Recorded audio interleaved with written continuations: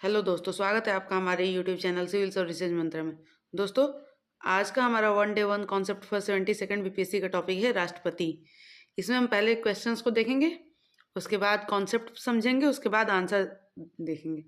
क्योंकि जब हम क्वेश्चन देखने के बाद कॉन्सेप्ट देखेंगे तो हमारा आंसर ऑटोमेटिक आ जाएगा। तो चलिए शुरू करते हैं। ये जो भी क्वेश्चंस हैं ये बीपीएससी के प्रीवियस ईयर क्वेश्चंस हैं, जिसको आप जाके देख सकते हैं। सबसे पहला क्वेश्चन कि केंद्रीय सरकार के बारे में निम्नलिखित कथनों पर विचार कीजिए। मंत्रालय तथा विभागों का निर्माण प्रधानमंत्री द्वारा कैबिनेट सचिव के परामर्श से होता है। तथा दूसरा ऑप्शन है कि प्रत्येक मंत्री को मंत्रालय राष्ट्रपति द्वारा प्रधानमंत्री के परामर्श पर आवंटित किया जाता है। तो इसमें से ऑप्शन था कि इसमें केवल एक सही है, केवल दो, एक और दो सही है, और ना तो एक सही है और ना ही दो। जिसका आंसर होगा केवल दो, यानी प्रत्येक मंत्री को मंत्रालय राष्ट्रपति द्वारा प्रधानमंत्री के परामर्श पर आवंटित किया जाएगा। इसका एक्सप्लेनेशन आप जब हम कॉन्सेप्ट डिस्कस करेंगे तो आपको ऑटोमेटिक मिल जाएगा, तो आप हमारे साथ जुड़े रहिए। फिर दूसरा क्वेश्चन से कि निम्न में से कौन राष्ट्रपति के निर्वाचक मंडल के रूप में कार्य करता है लेकिन महाभियोग प्रक्रिया में भाग नहीं लेता है? राज्य विधान परिषद, राज्य विधानसभाएं, राज्यसभा, लोकसभा। तो इसमें होगा आंसर राज्य विधानसभाएं, और इसका भी डिस्कशन हम आगे देख लें। अगला क्वेश्चन है भारतीय संविधान का कौन सा अनुच्छेद आपातकाल की घोषणा से संबंधित है? तो अनुच्छेद जो है वो 352। तो चलिए शुरू करते हैं राष्ट्रपति के बारे में। तो सबसे पहले राष्ट्रपति की संवैधानिक स्थिति के बारे में जानते हैं। तो जो भारत का राष्ट्रपति होता है वो देश का संवैधानिक प्रमुख होता है, यानी नॉमिनल एग्जीक्यूटिव। वास्तविक कार्यपालिका शक्ति जो होती है वो प्रधानमंत्री और मंत्रिपरिषद के पास होती है। तो आपको ध्यान रखना है कि जो राष्ट्रपति होता है उसके पास नाम की कार्यपालिका शक्ति होती है, लेकिन जो वास्तविक कार्यपालिका शक्ति होती है वो प्रधानमंत्री और मंत्रिपरिषद के पास होती है। इसका अर्थ यह है कि राष्ट्रपति देखने में सर्वोच्च होता है, लेकिन सभी महत्वपूर्ण निर्णय मंत्रिपरिषद द्वारा लिए जाते हैं। अब बात करते हैं अनुच्छेद 74 की। इसके अनुसार राष्ट्रपति मंत्रिपरिषद की सलाह से कार्य करता है। 42वें संविधान संशोधन के बाद राष्ट्रपति के लिए मंत्रिपरिषद की सलाह मानना अनिवार्य कर दिया गया था, पर 44वें संविधान संशोधन के बाद राष्ट्रपति को यह अधिकार मिला कि वह मंत्रिपरिषद को मंत्रिपरिषद सलाह देगा उसको एक बार पुनर्विचार के लिए लौटा सकते हैं, लेकिन यदि वही सलाह दोबारा दी जाती है तो उसे मानना ही होगा। यानी राष्ट्रपति स्वतंत्र नहीं होता है, वह मंत्रिपरिषद की सलाह पर कार्य करते हैं। तो आपको ध्यान रखना है कि 42वें संविधान संशोधन में तो ये प्रावधान था कि वो मंत्रिपरिषद की सलाह मानना अनिवार्य है, लेकिन 44वें में ये कर दिया गया कि एक बार वो पुनर्विचार के लिए लौटा सकते हैं। अब बात करते हैं राष्ट्रपति के चुनाव के बारे में। भारत में राष्ट्रपति का जो चुनाव है वो अप्रत्यक्ष चुनाव प्रणाली है, और इसके निर्वाचक मंडल में संसद के निर्वाचित सदस्य लोकसभा तथा राज्यसभा दोनों के होते हैं, और राज्यों तथा दिल्ली व पुदुचेरी की विधानसभाओं के निर्वाचित सदस्य होते हैं।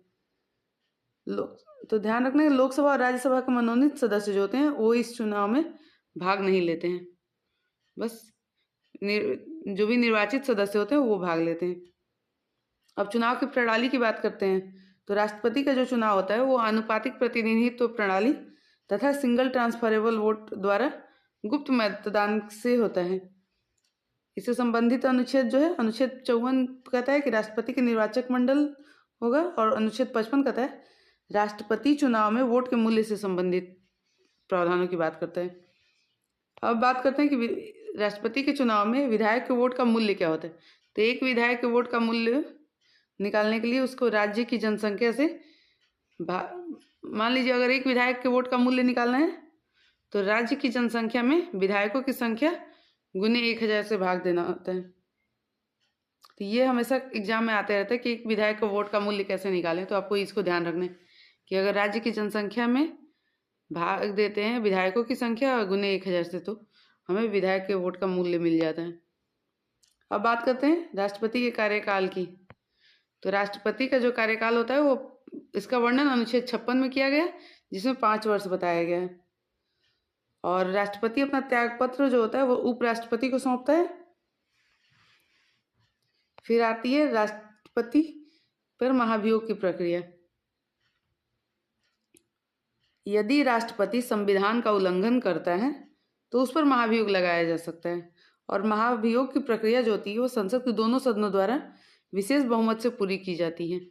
और इसका मतलब महाभियोग का प्रक्रिया का उल्लेख अनुच्छेद 61 में किया गया है। तो ध्यान रखना कि राष्ट्रपति का महाभियोग केवल संसद द्वारा किया जाता है, न्यायालय द्वारा नहीं। अब बात करते हैं राष्ट्रपति की योग्यता और शपथ की। तो राष्ट्रपति की जो योग्यता है इसके बारे में वर्णन अनुच्छेद 58 में किया गया है। और राष्ट्रपति बनने के लिए व्यक्ति को भारत का नागरिक होना चाहिए, उसकी आयु कम से कम 35 वर्ष होनी चाहिए, और वह लोकसभा सदस्य बनने के योग्य होना चाहिए। अब बात करते हैं कि राष्ट्रपति को शपथ कौन दिलाता है। तो वो भारत के मुख्य न्यायाधीश दिलाते हैं, या अगर मुख्य न्यायाधीश नहीं है तो वरिष्ठतम न्यायाधीश। तो ध्यान रखना, सुप्रीम कोर्ट के वरिष्ठतम मुख्य न्यायाधीश या फिर उनकी अनुपस्थिति में वरिष्ठतम न्यायाधीश। अब हम बढ़ते हैं राष्ट्रपति की शक्तियों की ओर। तो सबसे पहले बात करते हैं राष्ट्रपति की कार्यपालिका शक्ति जो होती है उसके बारे में। राष्ट्रपति जो होता है वो प्रधानमंत्री और मंत्रिपरिषद की नियुक्ति करता है। वह राज्यपाल, मुख्य न्यायाधीश, सुप्रीम कोर्ट और हाईकोर्ट के न्यायाधीश, कैग तथा यूपीएससी के अध्यक्ष की भी नियुक्ति करता है। तो राज्यों के राज्यपाल, सीजेआई, एससी और एचजी के जजेस की, कैग की, यूपीएससी चेयरमैन की नियुक्ति करते हैं। सभी सरकारी कार्य राष्ट्रपति के नाम पर किए जाते हैं, तो आपको ये ध्यान रखना है। अब बात करते हैं राष्ट्रपति की विधायी शक्तियों के बारे में। राष्ट्रपति संसद का सत्र बुलाता है, स्थगित करता है और लोकसभा को भंग करता है। और संसद का अभिभाषण आर्टिकल 87 में प्रावधान है। इसके अंतर्गत राष्ट्रपति संसद के संयुक्त सत्र को संबोधित करता है। तो ध्यान रखना है, राष्ट्रपति संसद के संयुक्त सत्र को जो संबोधित करता है उसका प्रावधान आर्टिकल 87 में है। विधेयकों पर अधिकार राष्ट्रपति के पास यह है कि राष्ट्रपति सामान्य विधेयक को स्वीकृति देता है या पुनर्विचार के लिए लौटा सकता है, लेकिन मनी बिल में नहीं ऐसा कर सकता है। अब बात करते हैं राष्ट्रपति की अध्यादेश जारी करने की शक्ति, जिसका प्रावधान अनुच्छेद 123 यानी 123 में किया गया है। अनुच्छेद 123 के अनुसार जब संसद सत्र में नहीं होती तो राष्ट्रपति अध्यादेश जारी कर सकता है। अध्यादेश संसद के पुनः सत्र आरंभ होने के 6 सप्ताह तक प्रभावी रहता है। तो आपको ध्यान रखना कि जैसे ही संसद का सत्र शुरू होगा उसके 6 सप्ताह बाद ये जो अध्यादेश होगा, अगर उसको पारित नहीं किया गया तो ये खत्म हो जाएगा। अब बात करते हैं राष्ट्रपति की वित्तीय शक्तियों के बारे में। मनी बिल राष्ट्रपति की पूर्व अनुमति से ही प्रस्तुत किया जाता है। तो आपको ध्यान रखना है कि मनी बिल जो होता है वो संसद में प्रस्तुत करने से पहले ही उसकी अनुमति राष्ट्रपति से ले ली जाती है। और वित्त आयोग की नियुक्ति अनुच्छेद 280 के अंतर्गत राष्ट्रपति ही करता है, तथा केंद्रीय बजट यानी वार्षिक वित्तीय विवरण जो है वो राष्ट्रपति के नाम पर ही प्रस्तुत किया जाता है। तो आपको ध्यान रखना है कि केंद्रीय बजट जो होता है वो राष्ट्रपति के नाम पर प्रस्तुत किया जाता है। अब आगे बढ़ते हैं हम राष्ट्रपति की न्यायिक शक्तियों के बारे में। अनुच्छेद 72 के अनुसार राष्ट्रपति को क्षमा, दया, दंड में कमी या निलंबन की शक्ति प्राप्त है। यह शक्ति मृत्यु दंड के मामलों में भी लागू होती है। आर्टिकल 72 ये कहता है कि आर्टिकल 72 और अगर 161 को कंपैरिजन करें तो राष्ट्रपति और राज्यपाल की क्षमादान शक्तियों में अंतर। तो आर्टिकल 161 जो है वो राज्यपाल की क्षमादान शक्ति की बात करता है। राज्यपाल जो होता है वो मृत्युदंड के मामलों में सुनवाई नहीं कर सकता है, मतलब उसे माफी नहीं दे सकता है। अब बात करते हैं आपातकालीन शक्तियों के बारे में। राष्ट्रपति की आपातकाल लागू करने की शक्ति के बारे में अब हम जानते हैं। और अनुच्छेद जो 352 है ये राष्ट्रीय आपातकाल की बात करता है, जो कि युद्ध, बाह्य आक्रमण या सशस्त्र विद्रोह की स्थिति में राष्ट्रीय आपातकाल लगाया जाता है। फिर दूसरा आता है अनुच्छेद 356 जिसे राष्ट्रपति शासन कहते हैं। जब किसी राज्य में संवैधानिक तंत्र विफल होता है तब राष्ट्रपति शासन लगता है। उसके बाद आती है वित्तीय आपातकाल, जिसका वर्णन अनुच्छेद 360 में है। और अब तक भारत में कभी भी वित्तीय आपातकाल लागू नहीं हुआ है, ये बात आपको ध्यान रखना है। अब बात करते हैं राष्ट्रपति की विशेष भूमिका क्या क्या है।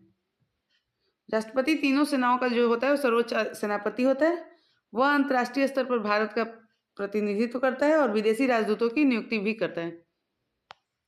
यदि राष्ट्रपति असमर्थ हो या पद रिक्त हो जाता है तो उपराष्ट्रपति जो होता है वो कार्यवाहक राष्ट्रपति के रूप में होता है, और यह व्यवस्था अधिकतम 6 माह के लिए ही होती है। अगर उपराष्ट्रपति कार्यवाहक राष्ट्रपति बनता है तो वो ये ओनली 6 मंथ के लिए ही बन सकता है। तो अगर रिवीजन करें तो प्रथम राष्ट्रपति जो थे वो डॉक्टर राजेंद्र प्रसाद थे, वर्तमान है द्रौपदी मुर्मू। आधिकारिक निवास इनका राष्ट्रपति भवन। राष्ट्रपति के असमर्थ होने पर कार्यवाहक राष्ट्रपति उपराष्ट्रपति होते हैं अधिकतम 6 माह के लिए। और राष्ट्रपति जो होता है कभी संसद का सदस्य नहीं होता है, बल्कि वो संसद का अंग होता है। और अगर क्विक रिवीजन करें तो आर्टिकल 72 और 161 राष्ट्रपति बनाम राज्यपाल की क्षमादान शक्तियाँ हैं। ध्यान रखना, आर्टिकल 72 जो है वो राष्ट्रपति की क्षमादान शक्ति, और आर्टिकल 161 राज्यपाल की क्षमादान शक्ति। और उसकी ऑर्डिनेंस जारी करने की शक्ति आर्टिकल 123। और इलेक्शन में नामांकन के लिए प्रस्तावक और समर्थक 50-50 चाहिए होते हैं। और सलाह मानने की बाध्यता आर्टिकल 74(1) है। तो ध्यान रखना कि मंत्रिपरिषद की सलाह मानना अनिवार्य आर्टिकल 74(1) के तहत किया गया है। और राष्ट्रपति चुनाव नामांकन 50 प्रस्तावक चाहिए और 50 समर्थक। और महाभियोग का प्रावधान आर्टिकल 61 में है।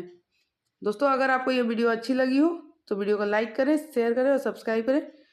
और उम्मीद है कि आपको जो शुरू में हमने क्वेश्चंस दिया था वो उसके आंसर मिल गए होंगे।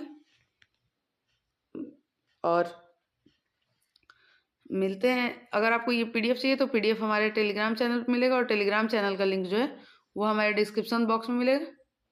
साथ ही साथ हमारे फेसबुक पेज और इंस्टाग्राम पेज का भी हमारे लिंक जो है वो हमारे डिस्क्रिप्शन बॉक्स में मिलेगा, उससे आप जुड़ के हमारे साथ जुड़ सकते हैं। और दोस्तों, मिलते हैं आपके साथ अगले वीडियो में, तब तक के लिए धन्यवाद।